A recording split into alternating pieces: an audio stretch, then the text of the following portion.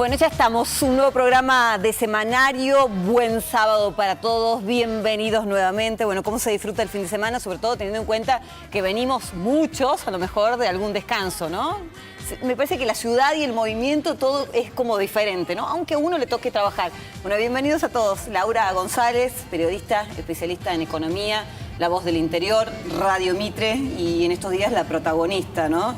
La economía, sí, digo. La economía también manda. Los que se especializan. ¿Qué tal? ¿Qué tal? Buenas noches. Bienvenida. La economía manda sobre la política, hoy por hoy direcciona la política. Bueno, hay un horizonte claro que son las elecciones y eso determina muchas cosas. Muchas de las decisiones políticas que hemos conocido, nos hemos asomado esta semana, están asignadas por eso, ¿no? Bueno, y muchas de esas cosas te vamos a preguntar ya mismo, nada más. Entre otras cosas, cómo se frena la inflación, ¿no? Porque con quien me cruzo me dice, bueno, pregúntale al economista que tenga siempre cómo se termina este proceso inflacionario. Si supiéramos, pero bueno, sí. en eso en teoría estamos, ¿no? Ok.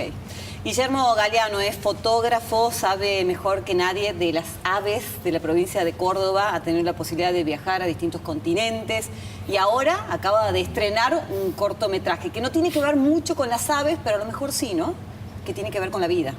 Una burbuja en mi vida, ¿no es cierto? Que hice de intentar colaborar y contribuir a la sociedad con algo que no me pertenece y me siento un poco ajeno, pero sí me intrigó mucho. Me preocupó la ignorancia en la sociedad en general con el tema de trasplante y donación y decidí ponerme a trabajar con eso durante 5 años. Un trabajo arduo, pero al cual se me abrieron todas las puertas de un montón de personas, entidades, hospitales, la gente muy entusiasmada que alguien quiera imbuirse en un tema un poco arduo y un poco espinoso en algunos casos. Y de la mano siempre de Incucay y Ecoday pude lograr un documental y aprender yo y poder mostrar para que aprendamos todos. Y ahora nos va a mostrar para que aprendamos justamente nosotros que estamos acá y aquellos que nos están mirando. Tatiana Brey está con nosotros, es coach ontológico. ¿Cuántas veces habrán escuchado hablar de un coach y de la necesidad de alguien que nos dé algunas herramientas para lograr armonía en la vida? ¿De eso se trata, más o menos? Para lograr nuestro máximo potencial, básicamente. Para desaprender los hábitos que ya no nos suman y aprender a incorporar nuevas herramientas si es que quiero ser mejor todavía de lo que estoy siendo.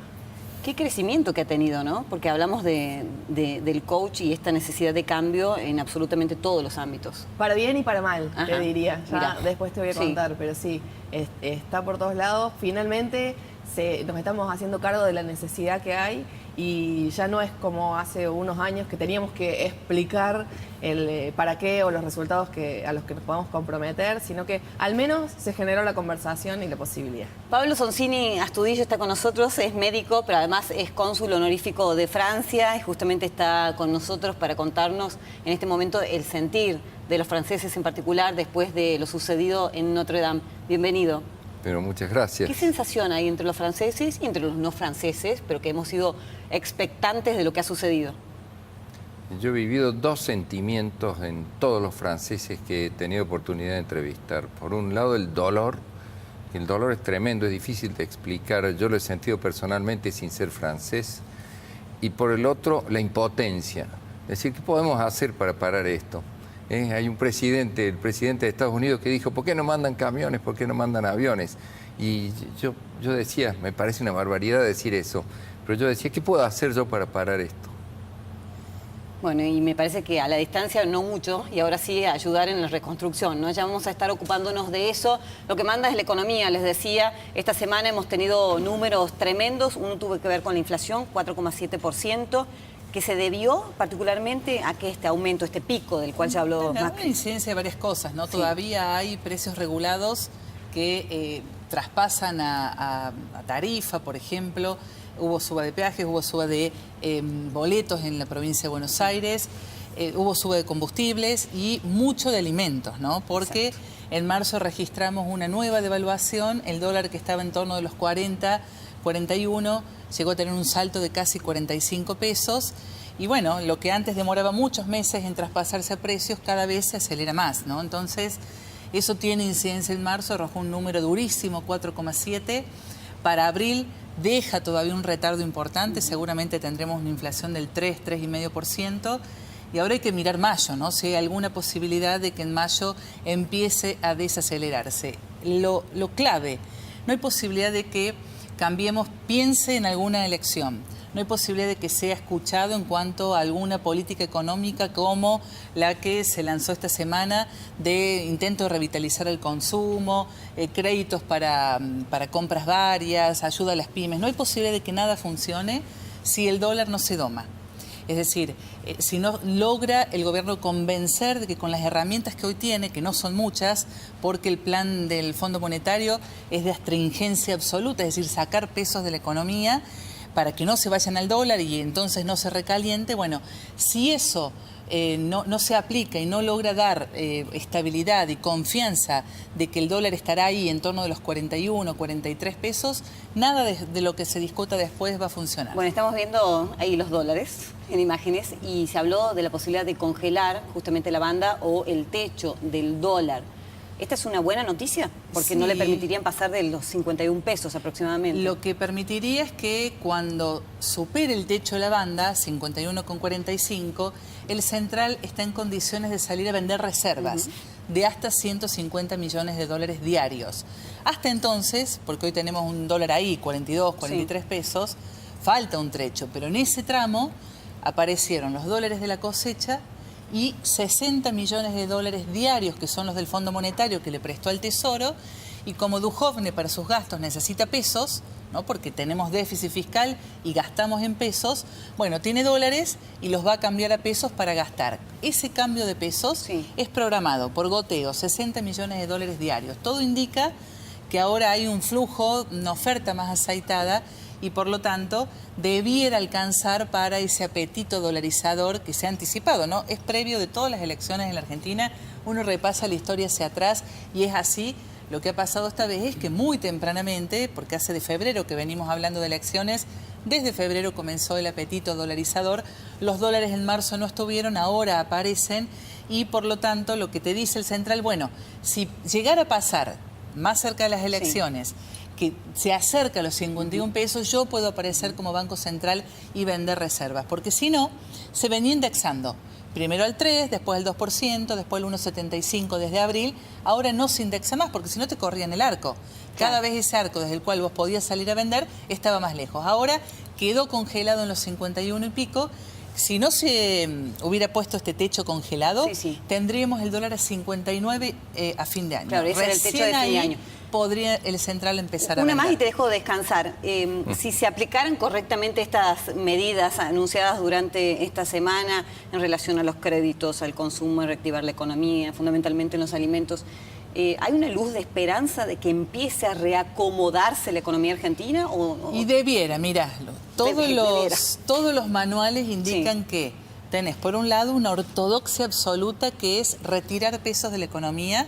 De hecho, el central ya no imprime más para financiar al Tesoro. Los pesos que están dando vuelta los va retirando, por eso la licitación de las LELIQ. Es como si preguntara, a ver, ¿quién quiere pesos?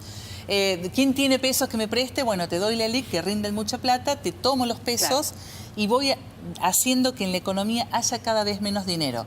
¿Para qué? Para que no vaya el dólar y para que no presione sobre los precios. Claro. Entonces, tenés una ortodoxia extrema en lo económico, en lo monetario. Y algunas medidas heterodoxas más populares, más UCR, más morenistas, que se han conocido esta semana, que intentarán hacer que el que hoy tiene pesos esté dispuesto a gastarlos, porque esa es la otra parte de lo que hoy está pasando. Tenés una plaza muy seca, familias que realmente no tienen un margen de ahorro de nada, y el que hoy puede gastar algo no gasta. No gasta por temor, no gasta por incertidumbre, no gasta porque dice me hago un plazo fijo, me voy al dólar. Entonces hay una decisión de, por la fuerza o por elección, de que nadie gaste. Entonces, si esto logra cambiar las expectativas, básicamente es eso, el dólar estable domado, primer punto.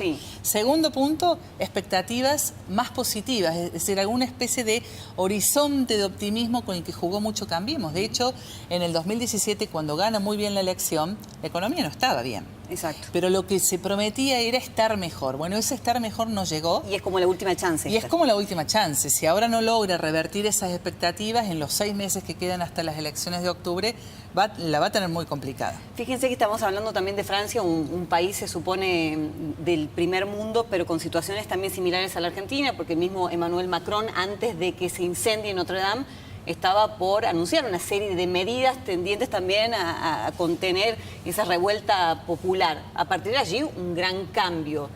¿Cómo está Francia en lo económico? Lo aprovechamos a Pablo también. Bueno, Francia pertenece a la Unión Europea. Claro. La Unión Europea tiene 28 países en este momento. Curiosamente, la semana pasada la Unión Europea celebró en Córdoba la cumbre de los embajadores de la Unión Europea, que fue un acontecimiento muy, muy importante, que tuvo poca difusión en alguna medida por medidas de seguridad, yo imagino, porque muchos embajadores vinieron con su propia seguridad. Pero Francia, desde que integra la Unión Europea, es una potencia, forma parte de una potencia económica, que tiene dos pilares, que son Alemania y Francia, que como nunca van juntos, van de acuerdo en todo, comparten la diplomacia. Yo reemplazo al cónsul de Alemania cuando se va de viaje y él me reemplaza cuando yo me voy. Comparten la armada, el ejército, desfilan juntos en Champs-Élysées cuando se festeja el Día Nacional de Francia.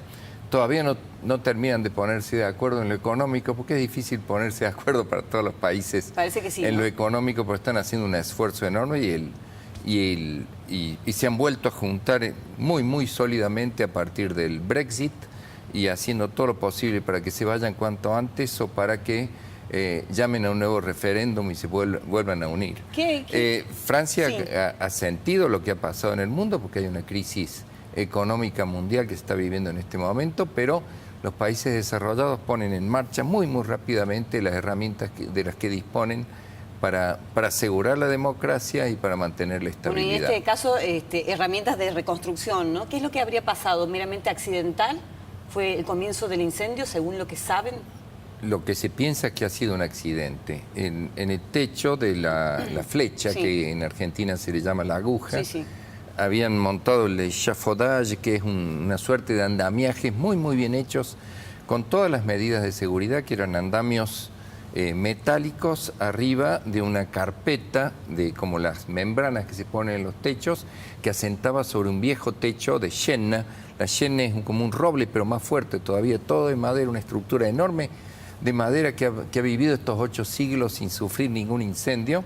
Incendios ha habido en todos lados, ha habido en el mercado de Venecia, ha habido en la Catedral de Turín, ha habido en el castillo de Windsor, pero la Notre Dame se venía salvando porque Francia es muy ordenada en cuanto a la seguridad y en cuanto a cantidad de cosas. Pero estos andamios, para ser seguros, debían ser fijados al techo, y para fijarlos en el techo utilizaba una soldadura, que es una soldadura muy segura, y amoladoras que son muy seguras también, y terminaban de trabajar a las 4 de la tarde, ya se habían ido todos los obreros y aparentemente una chispa provocó ese ocasionó monstruoso incendio imposible de detener. Bueno, pero justamente porque Francia está organizada, se pudo detener en menos de 5 horas. Los daños pudieron ser mucho más graves y no han sido definitivos, ni hay que reconstruir buena parte del techo, pues se salvó la cruz del altar, se salvaron los vitros, se salvaron las escenas de madera, esas que dan toda la vuelta con el Vía Crucis, con la Última Cena, con esos sillones que había, que son como sillones de coro enormes, que yo digo es lo primero que va a volar. Se salvaron muchas cosas y no hubo heridos ni muertos. Sí, el comportamiento justamente fue fantástico, ¿no? Porque está preparada Francia en cada monumento histórico para desocupar rápidamente y para asegurar la seguridad y el tratamiento de las emergencias. Bueno, ya en tareas, ¿no? por supuesto, de reconstrucción, de las cuales nos vamos a ocupar en instantes nada más. Volvemos a nuestra realidad, que es la realidad argentina, y entre los problemas económicos y algunos otros, preguntarte cómo generalmente lo vive el común, ¿no? de la sociedad, y de qué manera uno puede empezar a cambiar. O sea, uno no puede cambiar la realidad, pero a lo mejor sí el lugar en donde está, o con quienes lo rodean. O la manera de interpretarla. O la manera de interpretarla. Nosotros digo, los coaches, trabajamos con herramientas emocionales y desde el lenguaje, incluso corporales, para que frente a la misma situación podamos hacer una lectura diferente, porque a partir de que yo leo o interpreto diferente, acciono distinto. Lo paradójico es que muchas veces queremos Y mira qué paradójico en relación a la economía que vos traías hace un ratito. Queremos seguir haciendo las mismas cosas y obtener resultados diferentes. Y no hay tontera más grande, decía Einstein, en relación a eso. Entonces, si seguimos con hábitos que no nos suman en relación a los resultados que queremos lograr, tenemos que cambiar el hábito. Tenemos que desaprender, tenemos que mirarnos. Uno tiene que reconocer, ¿no? Que a lo Por mejor está supuesto. errado, que necesita ese cambio, que también me parece que es lo difícil. Si uno no lo reconoce, digamos, si uno no se declara ignorante en ciertos aspectos, que creo que, a ver, todos somos ignorantes en muchos aspectos, no hay instancia de aprendizaje. Si yo ya me lo sé todo, tengo un techo, tengo un límite, ¿no? Entonces, justamente el coaching que hace es un proceso de aprendizaje, de nuevas posibilidades, de desaprender y de soltar las cosas que para mí hoy no son efectivas en función de lo que quiero lograr. Y ahí aparecen las conversaciones nuevas. ¿El coaching es una terapia o no? No. Cuando alguien necesita un psicólogo, inmediatamente es derivado. ¿Cómo Derivamos. se maneja la situación? Nosotros no trabajamos espacios de terapia. Al contrario, el coaching es diseño de futuro. Ajá. Es hacia dónde quiero llegar y qué herramientas necesito para eso. Nosotros venimos como a apalancar todo ese proceso, pero si detectamos necesidad de proceso de terapia, desde la ética ya directamente hay que derivarlo. ¿Y cómo funciona, por ejemplo, me estoy imaginando en una empresa? Puede ser perfectamente una inversión, tener una persona que trabaje con los empleados y que a lo mejor saque a la luz aquellas potencialidades que puede tener y a lo mejor ni siquiera saben los empleados. Es una inversión, estamos trabajando para que lo vean así.